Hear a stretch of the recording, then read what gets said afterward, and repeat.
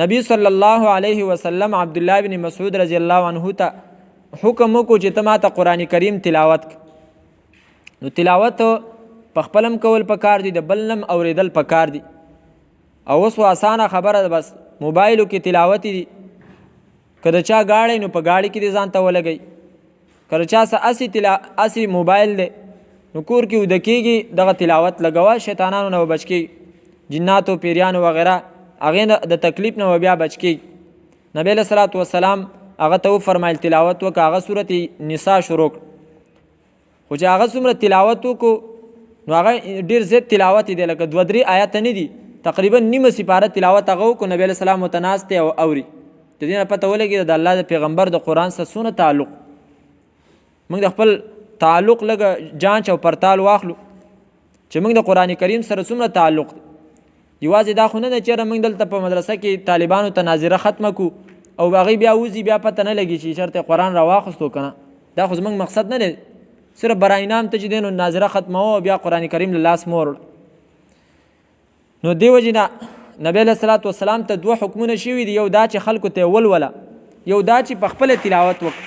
نو دا د خلکو ته لوستلو خو دا درس و تدریس دی او دا واعظ او نصیحت او تبلیغ دی، خو په خپله لوستل دا جدا د قرآن کریم تلاوت کول او د هغې سره د خپل تعلق برابرول.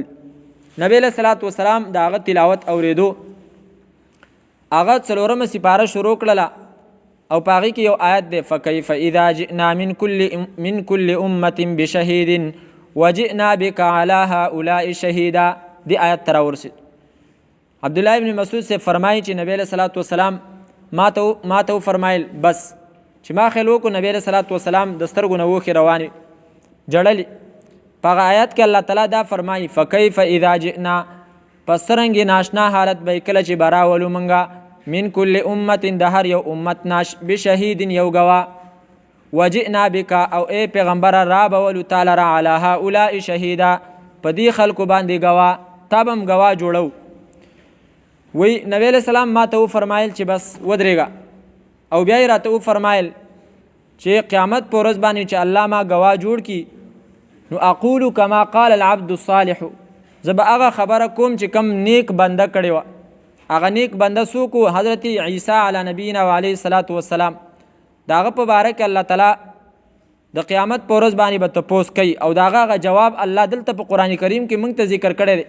الله تعالی فرمایي دا به زه راپورته کړم، دنیا به چې دی نو ولاړی ټول د حضرت آدم نه واله د آخري انسانه پورې. او الله تعالی به حضرت عیسی ته وفرمایي چې ای عیسی تعالی ما پیغمبري درکړې وه، تا چې دی نو خلکو ته دا ویلي اتخذوني و امی الهین من دون الله، خلکو ته تا دا خبره کړې وه چې تاسو ما معبود جوړ کړئ او زما بندگی وکړئ. حضرت عیسی علیه السلام 10 جواب ورکړي. صورت مائده 115 نه واله د 118 پورې دغه آیت دغه جوابونه دي.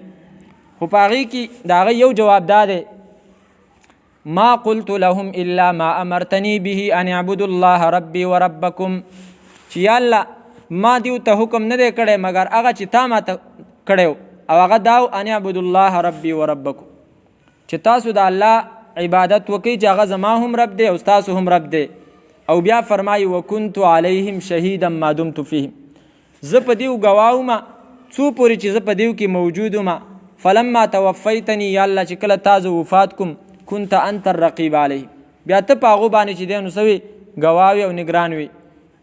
نو نبی علیه الصلاة والسلام فرمایي چې زه به هغه جواب ورکوم چې کوم دی نیک بنده به دا جواب ورکوي. نو هغه نیک بنده جواب دا دی چې الله زه په هغه وخته پورې په دیو باندې پوه وم چې زه په دیو کې موجود وم، چې کله تا زه وفات کوم هغې نه وروسته بیا ما ته معلومات نشته دی چې زما امت څه کړي دي. دغه وجه ده چې کله حوض کوثر کسان راځي نو څه کسان چې هغه به د امت د نبی علیه صلات وسلام نه د هغو معلومات به کېږي د مخ او د لاسونو د اودس په اندامونو په پړقېدو باندې. فرشتي به منع کي، نبی علیه صلات وسلام به ورته وفرمایي اصیحابي اصیحابي، زما ملګري دي راپرېږدي چې حوض کوثر اوبه وڅښي. نو فرشتي به هغو ته وفرمایي انک لا تدري ما احدثوا بعدک، تا ته د دې معلومات نشته چې دې کسانو ستا نه وروسته څه ایجاد کړي. مطلب نبی علیه صلات وسلام به هغو په باره کې دا ګمان چې دا زما صحیح امتین دي، حالانکه هغو به په دین کې نوي نوي ایجادونه کړي، بدعات به کړي. نو نبی علیہ السلام به بیا وفرمایي فسحقا لمن غیر بعدي، هلاکت دی دا کس دپاره چې زما نه وروسته هغه زما دین چې دی نو بدل کړی دی.